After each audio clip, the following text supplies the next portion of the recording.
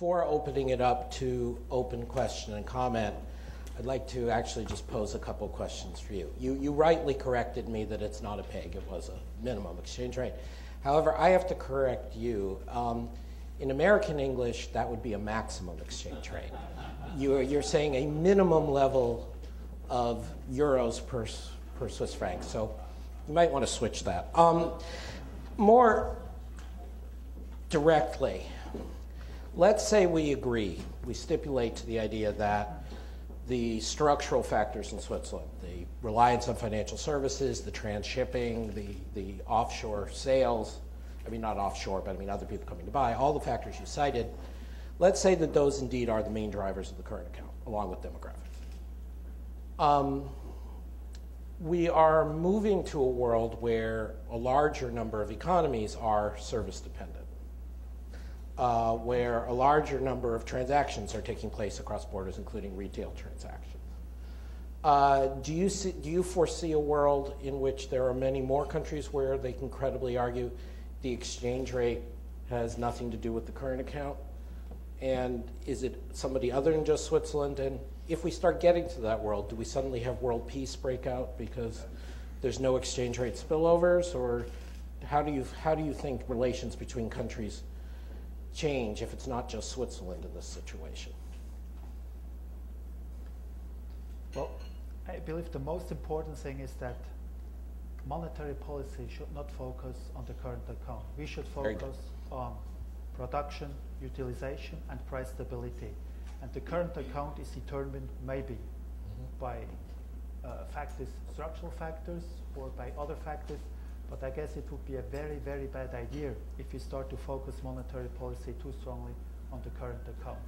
So I do not argue that there may be not reason that the Swiss current account should shrink in the future. That could well be the case. It's even a good development, possibly. But at the time, those factors that contribute to the current account, even in services, do not really reflect a weakness of the Swiss franc, but rather the international development.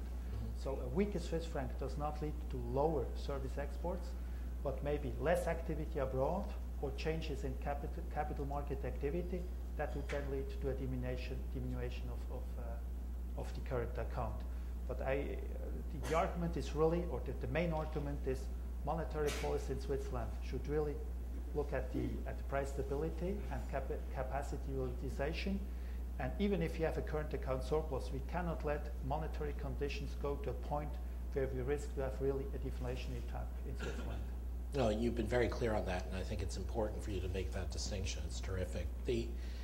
I guess just following up on that, you and I are both familiar with a number of countries. The UK, where I worked, the Bank of England was another one. Ireland, for a period, was one. Iceland, arguably a couple places in East Asia, where, like Switzerland, they've been very big on having a large banking sector, lots of financial exports, great deal of openness, net positive external investment position.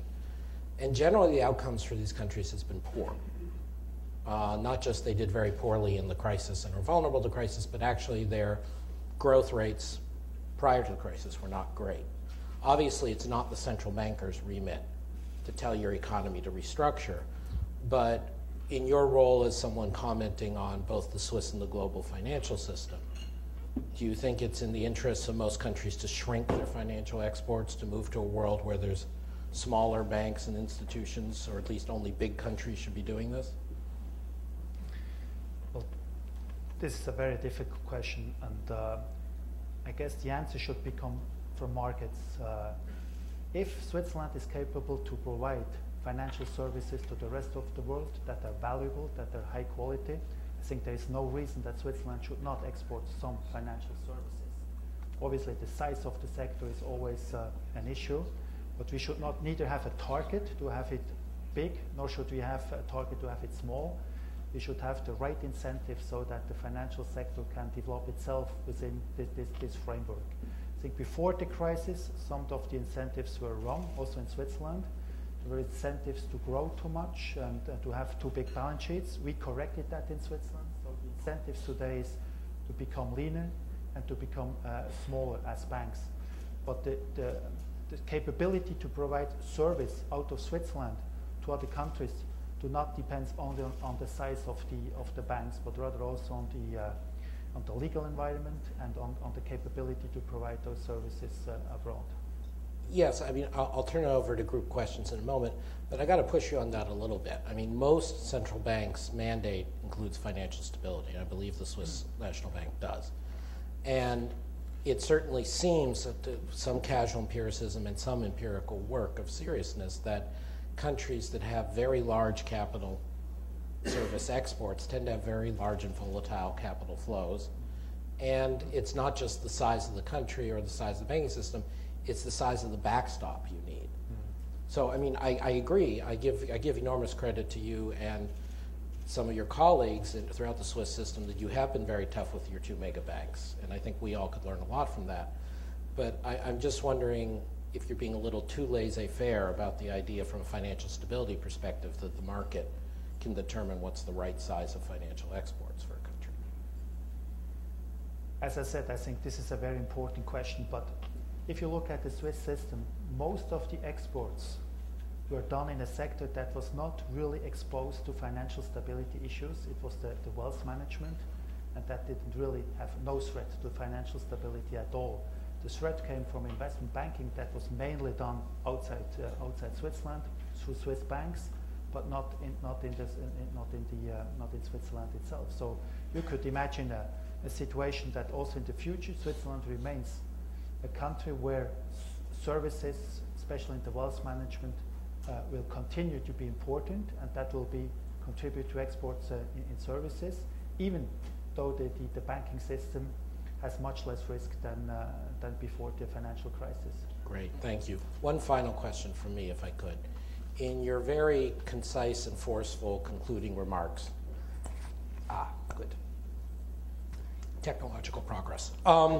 In your very concise and forceful concluding remarks, you talked about the fact that any central bank, including the Swiss National Bank, obviously, has to be prepared to stand against, I think I wrote down,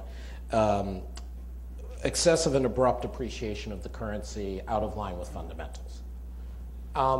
One of the things that a number of my colleagues here at the Institute, John Williamson, Olivier Jean, Arvind Subramanian did a recent book on this, Joe Gagnon, Fred Bergsten, and others have written about through the years, is concerns about very large, unfettered capital flows and what they do now, not just to emerging markets, but to small open economies like Switzerland. One could argue even non-financial small economies, like Norway, Canada, Australia, have suffered from these very large capital flows. Putting on your hat as someone who's involved in the systemic discussions at the BIS and the G10, G20, is there an agenda out there we should be pursuing to deal with these large capital flows? Are domestic tools of capital inflow controls things that maybe even if Switzerland doesn't want for various reasons other countries could use? Is this just a big gaping hole in the system we can't do anything about? This is a very, very important question and also not easy to answer. No, it's not. And you can imagine extreme situation where capital controls might help if you have really extreme exchange rate fluctuations, but they never come for nothing. So usually once you have introduced the current account controls or capital controls, it's not easy to implement them. It's not clear whether they function. So you have exactly to see what it is really worthwhile to do. I guess in extreme situations where you get no other possibility to control monetary condition, that could help, but I guess on the normal circumstances you have really to reflect whether you would like to introduce them. Yeah. Great. Okay, I'm going to open it up to our distinguished audience for questions. Our usual rule of thumb is the first couple questions come from people outside the Institute, but I have an Institute target in mind if no one volunteers. There's a microphone at the back, or if you're towards the front, we can bring the microphone to you. Anyone wish to make a question or comment to Thomas? All right, then Joe Gagnon, please.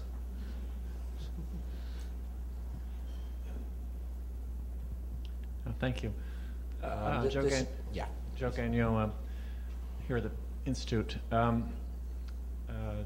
Thanks for that very clear presentation. My question is whether it would make more sense to pursue a more balanced set of policies.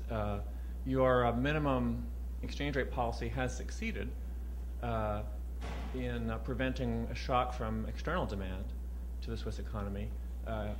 In the fight against deflation, that's been very helpful.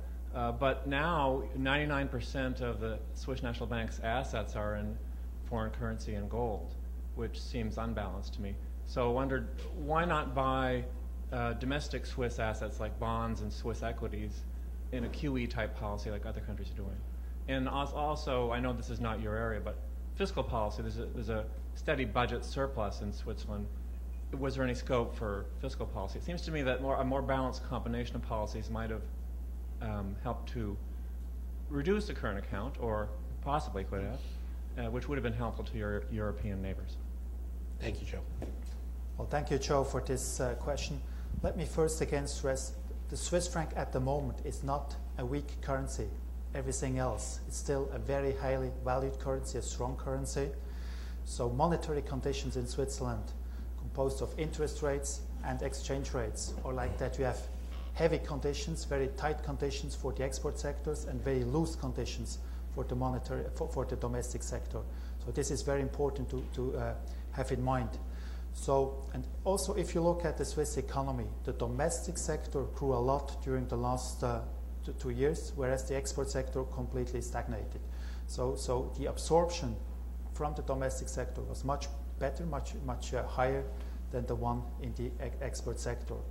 And fiscal policy is in that case not very helpful, because most of a fiscal program would go into the housing market, and there we have already almost an overheating in Switzerland because of the very low interest rate. So we have really this unbalanced situation where we have the loose conditions in the housing market, in the domestic market, and we have the very, very tight conditions for the export sector.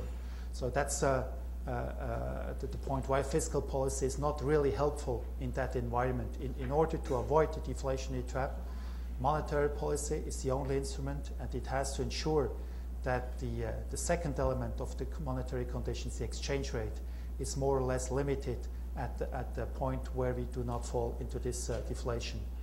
Then the question about the assets. Obviously, what we did was unsterilized intervention when it was necessary. It was not the program that we wanted to intervene, but we had to intervene in order to maintain the minimum exchange rate last year.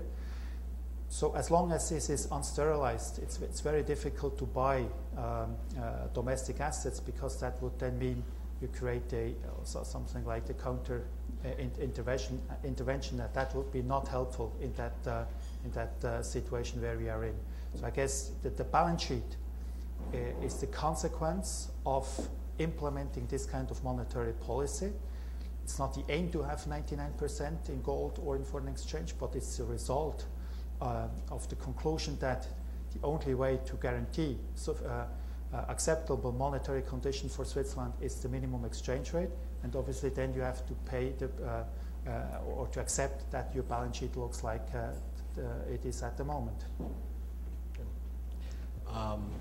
At the back, Mike, please. Hi, I'm Akio Fuji from Nikkei newspaper.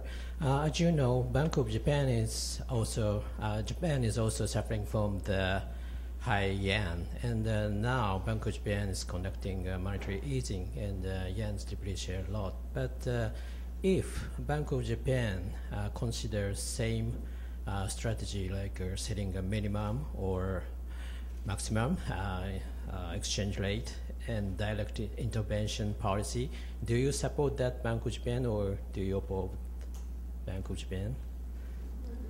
Thank you, Akio. Thank you for this question, and I hope that you have some understanding that I do not directly comment on the policy of my colleagues at the Bank of Japan. I think what is important is to have in mind that each country may be in a little bit different situation. The circumstances, the environment is different. And there's a big difference also between Japan and Switzerland. Switzerland is a small, very, very open economy. And Japan obviously is among the three biggest economies in the world. So it's a very big difference.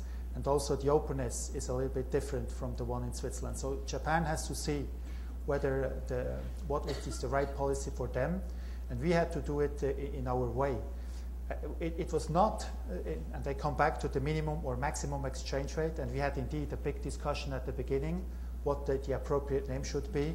But in order to also have an easy communication, we came up with the minimum exchange rate notion. But the point here is really that we tried everything before. As I explained in my speech, we tried to inject liquidity through other measures.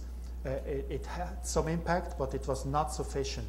So we did not have the same opportunities as other big countries have with their financial markets to do it with open market operation with bonds. That was not possible in Switzerland. And once we tried everything, then finally that was really the last tool that we had to introduce the minimum exchange rate. And so far, it helped a lot. Thank you for a clear answer. At the back mic, and then the gentleman at that table. Bill Klein from the Institute. My problem with your approach is that it claims exemption for Switzerland from the global adding up problem. If you start with a problem of excessive imbalances, what you're saying is Switzerland deserves a free pass because it is special, and it's focused on the special nature of its current account. The past studies, including the Swiss national banks, indicate about a 4.5% of GDP overstatement of their current account surplus because of the treatment of the residency of stuff that's really owned by foreigners. When I make that correction in my calculations and reduce the IMF's long-term forecast of a 12% surplus of GDP to a 7% of GDP adjusted current account surplus, that's where you stay. Now, it does seem to me that once you make that adjustment, I don't see much basis for saying China can't have a huge current account surplus. Some of the people in this institute say it should be zero. Japan can't have a big current account surplus.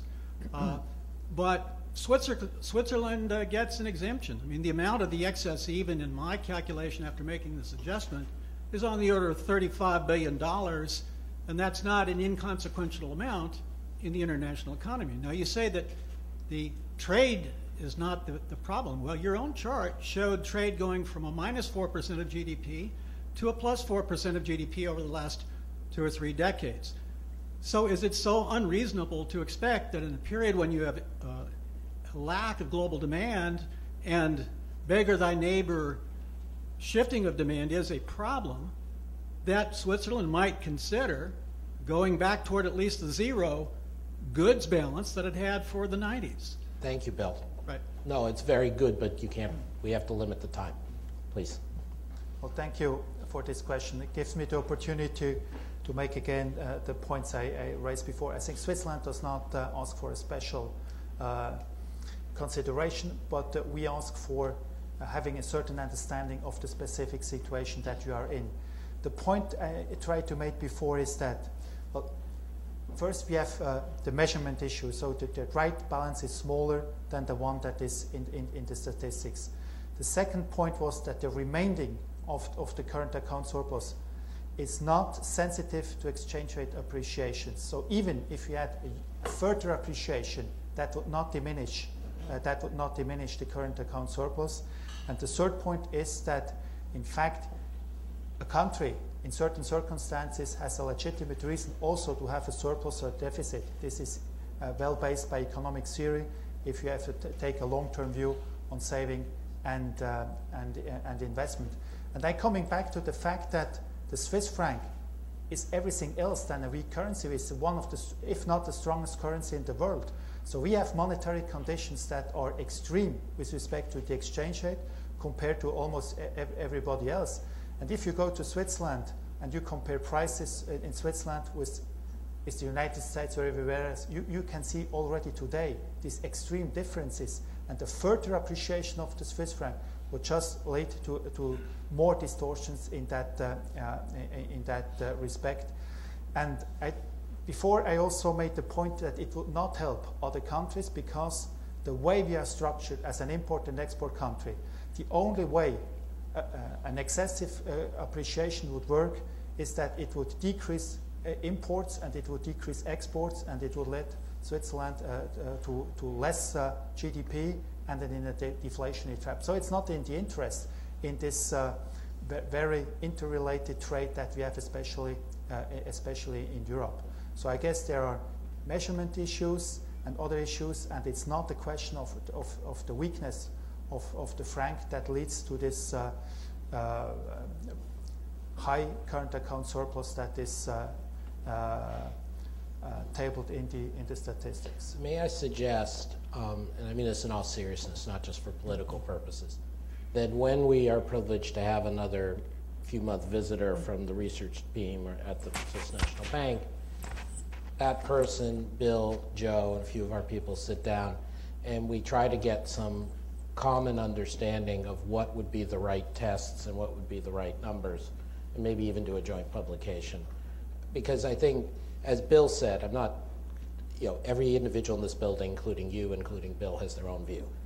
So this isn't an Institute view, but it is clear Bill has, in his publications at least, taken fully on board your first point and adjust for the measurement issue. And so that's one step, and we have to think about other steps. That's a very good idea, and I will support it. But let me, again, make a point on this question because it's so important. Well, I guess price stability is seen everywhere as one of the main goals for monetary policy. We have already for 2 years negative inflation. We were back to zero, again negative. This is a clear sign that we do not have here an exchange rate that really leads into the wrong direction. So on the opposite, I think we have still very tight monetary conditions. In most other countries, if inflation falls below 2%, people become very, very nervous and they believe monetary policy should be made more aggressive. We lived that for more than 2 years with negative inflation, and we try to have somewhat acceptable monetary conditions in order to really avoid the deflation. And as I mentioned before, we did not set the minimum exchange rate at the level that would really make a weak Swiss franc. On the contrary, it is still at a very high level, except we did that especially also in order to avoid the discussion of these beggar thy neighbor issues, but rather to have monetary conditions that let us fulfill our mandate more or less. I guess negative inflation is still not exactly what we should pursue, but we accepted that now for roughly or even more than 2 years. No, thank you for that. And just for the record, for my own personal views, not the Institute's views, I firmly believe that any central bank, whether it's the Bank of Japan, the Swiss National Bank, or for that matter, the Federal Reserve, has its first duty to stabilizing its own employment and price level. And so I have no complaints with that. And second, that we have to think about a more nuanced view. One of the things which you said, which I very strongly support, again, just speaking individually, not for the Institute, is that the idea that they're coming up with very rigid current account targets and international agreements is not necessarily the right way to go. We may need a more nuanced framework, but nuance doesn't necessarily mean no rules either. The gentleman at this table and then at the back mic. Ian Talley, Wall Street Journal. This isn't going to be nearly so academically challenging. More on current topics. How are you preparing? What concerns do you have about the debt ceiling debacle going forward? And are you preparing for, or what would you communicate? What are you planning to communicate to Bernanke about his exit strategy and communication strategy? Thank you. Well, thank you again for this question. Again, I cannot really comment on the policy of my colleagues at the Fed, but I guess the question about the debt ceiling is a very important one, and I hope that the U.S. Congress will find a solution before the time limit. We saw it the last time. It can really then have very negative impacts on international financial markets. So I guess it would be in the interest of the world economy, of monetary policy, fiscal policy, and economic policy in general, that we do not have again a disruption in financial markets due to this debt ceiling issue. Great. These are going to be the last two questions. Thomas, as you might imagine, this week is heavily overbooked, and we're grateful to him for making time for us, as all of you have done. So Lee at the back mic, and then Fred over there. Hi, Lee Price from the FDIC. Excuse me. So you made a good argument about the insensitivity of a couple of the major parts of your current account surplus, but do you really believe that the goods service, the goods balance is not affected by the exchange rate? It seemed like you implied several times that you were concerned about that in doing this. And do you have any forward, 1.2 may not work forever. Do you have any forward guidance of what kind of conditions it would take to change some off of that policy to be more, allow further appreciation at some point? Forward guidance may turn out not to be that good an idea, but that's another story. Well, to give an answer to the second part of your question, well, the minimum exchange rate is an instrument to implement our monetary policy for the time being. I guess in the very long run, we will be back to a normal situation where the currency can fluctuate without any limitation. At the moment, we're stuck at 0 interest rates, and the minimum exchange rate guarantees that we do not get overly restrictive monetary policy, and this element or this instrument is important for the foreseeable future. So there's at the moment, really no need to exit from the strategy. I think it's the right policy for the time, and it's extremely important. Otherwise, we do not have the adequate monetary conditions, the conditions in Switzerland. The other question with respect to the goods trade component, there are a couple of issues, and I guess that would be very interesting in doing some more research. We have also a statistical point that we do a lot of cross-border shopping. That could also be going or not be represented correctly there. Also, an important part are pharma products that are not really sensitive to any exchange rate movements there. This market is very different, and it takes up a substantial part of the goods part of the balance of payment. So, but I accept that this is something that is worthwhile to look further at it and to do more research on it. Terrific. A final question? Thomas, thank you very much. That's Fred Bergston from the Peterson Institute. Thank you. Thomas, thank you very much for such a clear and comprehensive articulation of your view. It's very well put, and particularly for doing it here where you've had a few questions about your policy. And so coming to the lion's den, so to speak, very courageous. We thank you for that. I have one technical question, one policy question. The technical question is the following. You started out, and now it's come up a couple of times again, that your current account does not respond in the predicted or desirable direction to exchange rate changes. There is a simple methodological test for that. Does Switzerland meet the Marshall-Lerner condition? And I wondered if you all have tried to calculate whether Switzerland does meet the Marshall-Lerner condition. If not, that ought to be on our research agenda. But that should be a simple test in the aggregate of whether the exchange rate would move your current account in the proper direction or not.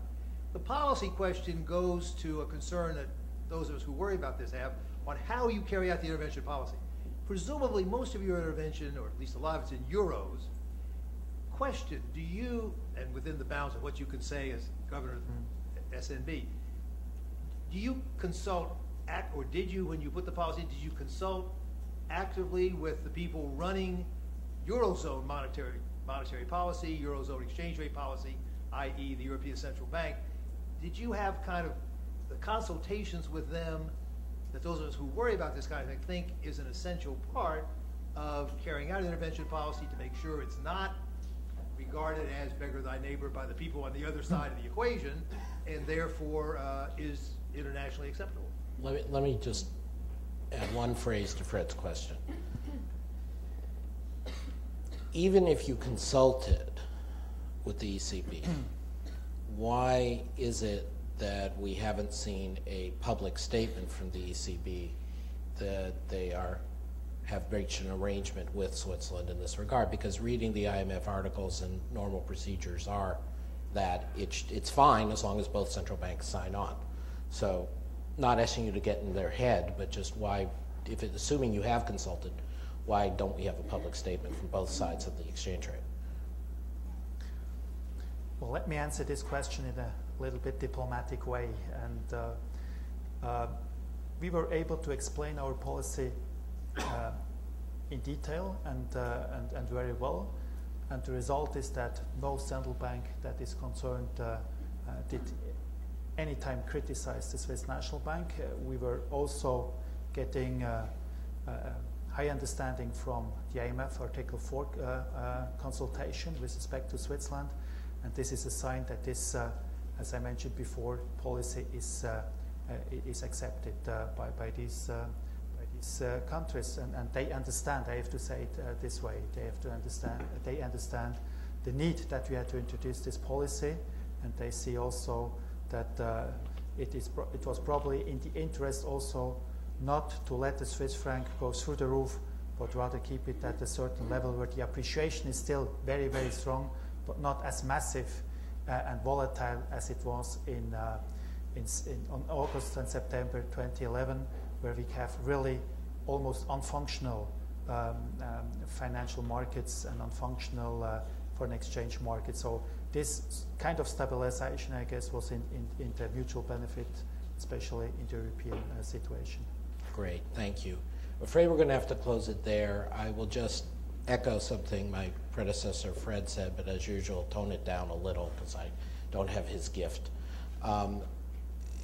You are not coming to the Lion's Den, both because we're very happy to sit down with you and we're grateful that you are here, but also because you have shown yourself to be anything but a lamb. You're a lion yourself. And we, all of us in Washington and the markets, but particularly in this institution, appreciate people who engage substantively, who hold their ground, and who have a really empirically, practically based vision for what they're doing. And you have articulated one that is very, very strong. And you are, sir, to be commended for that. Thank you for giving us this opportunity to hear it. Thank you very much.